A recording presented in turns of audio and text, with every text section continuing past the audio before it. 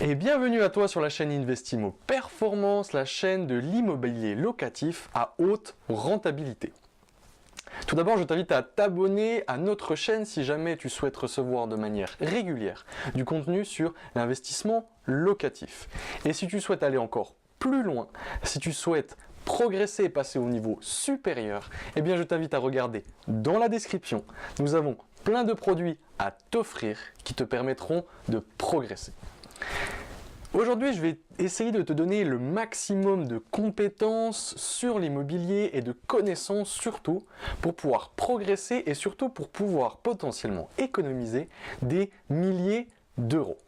Comme tu le sais, dans l'immobilier, les sommes en jeu sont souvent très importantes, on parle en centaines de milliers d'euros. Et c'est pour ça que certaines connaissances peuvent valoir des milliers, voire des dizaines de milliers d'euros. Aujourd'hui, je vais te parler du prêt immobilier. Effectivement, ce n'est pas la première vidéo sur le prêt immobilier, nous en avons déjà fait 3, notamment une sur l'assurance de prêt et comment tu peux économiser des dizaines de milliers d'euros en renégociant ton assurance de prêt. Nous en avons fait une deuxième sur la durée d'emprunt optimale pour l'investissement locatif. Vaut-il mieux emprunter sur des petites durées ou sur des longues durées?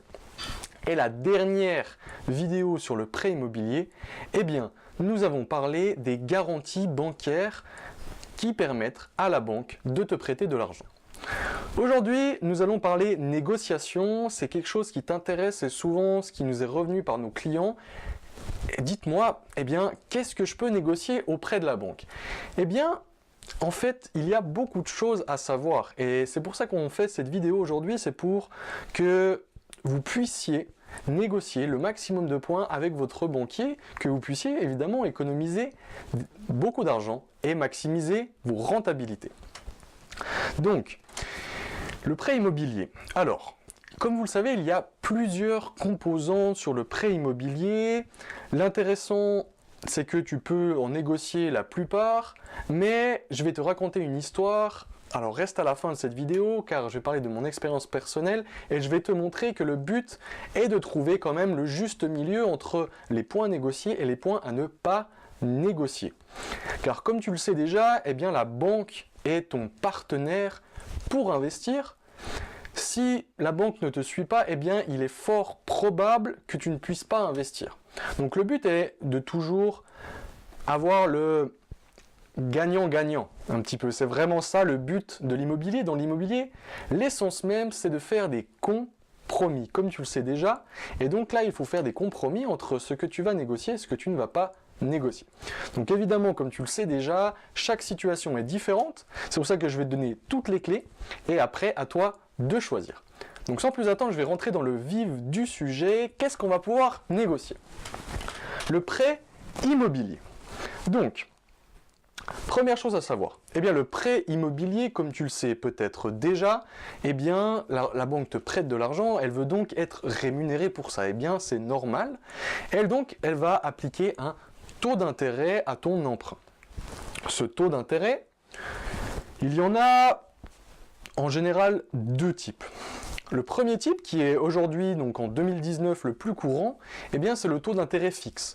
C'est un taux d'intérêt donc qui va être constant durant toute la durée de ton prêt. Il y a aussi le taux d'intérêt variable, donc c'est moins courant aujourd'hui. C'est un taux d'intérêt finalement qui va être au départ souvent plus petit, inférieur que ton taux d'intérêt fixe. Ça donc en quelque sorte appâte un petit peu les emprunteurs, mais selon la conjoncture économique et selon notamment les taux d'intérêt appliqués par les banques centrales, eh bien ce taux d'intérêt sera amené à fluctuer soit à la hausse, soit à la baisse dans des limites normalement fixées dans le contrat de prêt. Donc ce taux d'intérêt en général c'est quelque chose qui est assez facilement négociable auprès de ton banquier. De quelle manière? Eh bien, la plus simple, c'est de faire jouer la concurrence, un peu comme dans la plupart des cas. Je vais te donner un exemple. Tu es au Crédit Agricole, tu demandes un prêt sur 20 ans. Eh bien, la banque va te proposer, je ne sais pas, un taux entre 1,50, 1,60, peut-être 1,70. Je dis vraiment des chiffres au hasard. Donc, fixe sur 20 ans. Tu dis ok, c'est un bon taux, tu regardes un petit peu les taux du marché, tu regardes un petit peu sur internet ce qui se pratique. Et le but, eh bien, c'est d'aller voir une banque concurrente, notamment, je vais te donner un exemple, la Banque Populaire ou la Société Générale, et tu leur demandes, eh bien, faites-moi une proposition sur ce type de projet, eh bien, sur 20 ans. Quel taux proposez-vous? Eh bien, par exemple, la Banque Populaire va proposer 1,4% sur 20 ans. À ce moment-là, évidemment, c'est une banque concurrente, eh bien tu peux aller voir ta banque, le Crédit Agricole, et leur dire écoutez, voilà, j'ai une proposition pour 1,40% sur 20 ans, est-ce que vous pouvez vous aligner? Alors en règle générale, la banque va pouvoir ou va faire un effort. Ce qu'il y a d'intéressant à savoir aussi sur le taux d'intérêt, eh bien c'est que selon le type de projet, il sera amené à être plus haut ou plus bas. Et selon ton type de profil aussi, et c'est intéressant à savoir, c'est pour ça qu'il faut soigner son profil, eh bien le taux d'intérêt sera plus bas ou plus haut. Simplement pour refléter le risque aux yeux de la banque. Par exemple, si tu finances une résidence principale à but locatif, par exemple, donc c'est juste un exemple, eh bien ton taux d'intérêt sera plus bas qu'une résidence purement locative, par exemple. Je vais te donner un petit exemple de mon expérience. J'ai eu une acceptation de prêt par la Banque Populaire sur 20 ans, il y a de ça 1 mois et demi à peu près. Eh bien, la Banque Populaire appliquait un surplus, un surcoût au niveau du taux d'intérêt par rapport à l'investissement locatif de 0,2%. La vraie question, c'est est-ce que c'est intéressant de négocier le taux d'intérêt? Alors évidemment, c'est toujours intéressant si ça va dans ton sens. Par contre, de mon expérience personnelle, je ne négocie jamais ce taux d'intérêt. Et je vais te donner un exemple. Il y a de ça une semaine, j'ai eu un accord de prêt, un prêt sur 25 ans avec un taux fixe de 2,15%. Donc, pour être honnête avec moi, ce n'est pas un super taux, c'est quand même assez haut. Mais je vais être honnête, en tout cas, c'est une des seules banques qui a souhaité me financer sur 25 ans, je n'ai donc pas souhaité négocier ce taux. Il y a quelques jours, en fait, si tu veux, la conseillère m'appelle, me dit « Ah, écoutez, j'ai une bonne nouvelle, j'ai réussi à vous avoir une autre ligne de crédit sur la somme totale. » Donc un truc, je ne sais pas trop pourquoi, mais en tout cas, ils ont réussi à avoir un meilleur taux sur une ligne de ce crédit en totalité, qui m'a permis de descendre le taux global à 2,04%. En termes de mensualité, donc j'étais super content, évidemment, je ne vais pas cracher dessus, en plus c'est même pas moi qui l'ai demandé. Et en termes de mensualité, finalement, c'était seulement un petit gain de 7 à 8 euros par mois, je crois, sur un emprunt de 180 000 euros. Donc c'est pour te dire que finalement, tu ne vas pas gagner beaucoup en négociant ce taux d'intérêt. C'est pour ça que je ne négocie pas. Après, libre à toi, selon ton profil, de le négocier. Là, on arrive sur quelque chose qui est très intéressant. On parle des frais de dossier. Les frais de dossier, eh bien, c'est une somme, comme tu l'as compris, forfaitaire que la banque va t'appliquer pour la constitution de ton dossier. Alors évidemment, si tu fais un petit peu comme les vrais investisseurs et tu arrives avec un projet ficelé, avec toutes les pièces, eh bien, le conseiller, la conseillère n'aura pas beaucoup de travail. Donc ces frais de dossier ne seront pas forcément, on va dire, assujettis à ton dossier en lui-même. Néanmoins, ce sont toujours des frais qui sont là. Le problème, c'est qu'ils peuvent être très importants.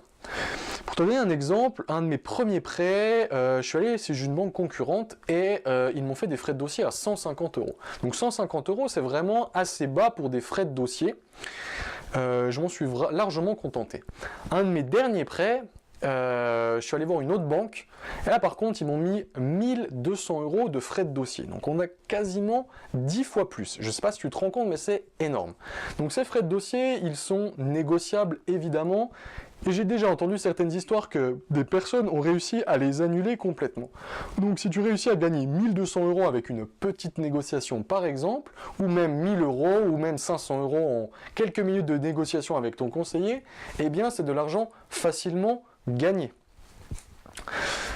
Ensuite, on passe à quelque chose qui est un petit peu moins connu, mais qui de plus en plus fait son apparition dans la plupart des banques, le différé de prêt. Le différé de prêt, eh bien, c'est quelque chose qui est très intéressant en tant qu'investisseur. Pourquoi? Alors peut-être que tu n'es pas familier avec le différé de prêt. Eh bien le différé de prêt, c'est, comme son nom l'indique, eh bien que tu diffères le remboursement de ton prêt. Il y en a deux types en général. Le premier type, c'est le différé partiel, c'est celui le plus connu, celui le plus pratiqué par les banques. C'est finalement pendant une certaine période que tu vas définir toi-même avec ta banque, eh bien tu vas rembourser seulement les intérêts et ton assurance de prêt. Donc tu n'amortis pas le capital, donc l'argent que tu empruntes, tu payes seulement les intérêts à la banque. Il y a aussi le différé total, et le différé total, comme tu l'as compris, eh bien tu ne rembourses quasiment rien, tu ne rembourses ni les intérêts, ni le capital, mais tu rembourses seulement ton assurance de prêt. C'est-à-dire que tu vas rembourser quelques dizaines d'euros par mois pour un gros emprunt. Donc c'est pour te dire la puissance du différé. Tu vas te demander peut-être, mais à quoi ça sert? Parce que finalement, tu vas toujours rembourser la même somme à la fin, et c'est exact. Eh bien l'avantage, il y en a deux. Le premier avantage, c'est souvent on utilise les différés à cause des travaux. À cause des travaux dans l'appartement ou dans le bien qu'on vient d'acheter. En général, si tu suis nos méthodes, eh bien nous proposons à nos clients, en tout cas à toutes les personnes qui nous suivent, de toujours chercher des biens avec travaux, car ils sont évidemment moins chers, et ça te permet aussi de faire quelque chose de très propre, de plus le négocier surtout, et finalement aussi de déduire ces travaux sur tes impôts. Donc le différé de prêt, eh bien, il est négociable facilement auprès de ta banque et ça peut aussi te permettre, donc le deuxième point, eh bien, c'est de mettre pas mal de trésorerie de côté. Pourquoi? Parce que, on va dire quoi? Ton différé, tu peux le faire, ce qui est très intéressant, c'est que tu peux le faire sur une durée qui est assez longue. En règle générale, j'ai déjà entendu, je ne l'ai pas fait moi-même, mais j'ai déjà entendu des différés jusqu'à 36 mois. Donc 36 mois, ça fait 3 ans où tu ne payes quasiment pas de mensualité à ta banque et tu encaisses la majorité de tes loyers. Donc tu peux faire beaucoup d'argent et mettre beaucoup de trésorerie de côté pour pouvoir aussi facilement réinvestir par la suite. Et c'est ça qui est très intéressant avec le différé, c'est que tu ne vas pas gagner d'argent finalement directement, il n'y a rien d'économisé, mais tu vas emmagasiner de la trésorerie qui peut te permettre, si tu le souhaites en tout cas, de réinvestir plus rapidement. Ensuite, on va parler des garanties. Les garanties, comme tu le sais, eh bien, on a fait déjà une vidéo précédente sur les garanties bancaires, au nombre de 3, donc la caution bancaire, le privilège prêteur de denier et l'hypothèque. Donc, au niveau des garanties, eh bien, il y en a certaines qui coûtent moins que d'autres. Et comme tu le sais, en général, l'hypothèque est la plus coûteuse. Donc, dans une certaine manière, il est très possible de négocier avec ton banquier, avec ta conseillère, ton conseiller, une garantie plutôt qu'une autre. Par exemple, la caution bancaire est en général sur toute la durée du prêt la solution la moins onéreuse. Alors pourquoi pas essayer de négocier avec ton banquier la garantie la moins onéreuse. Les IRA. C'est quelque chose qui n'est pas forcément connu, le banquier ne va pas t'en parler, car on appelle ça les indemnités de remboursement anticipé.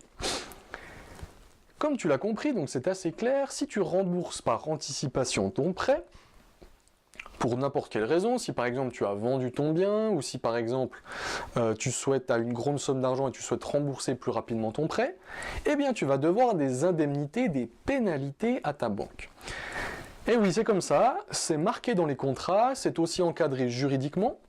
Ces IRA, donc, à titre informatif, c'est 6 mois d'intérêt ou 3% du capital restant dû.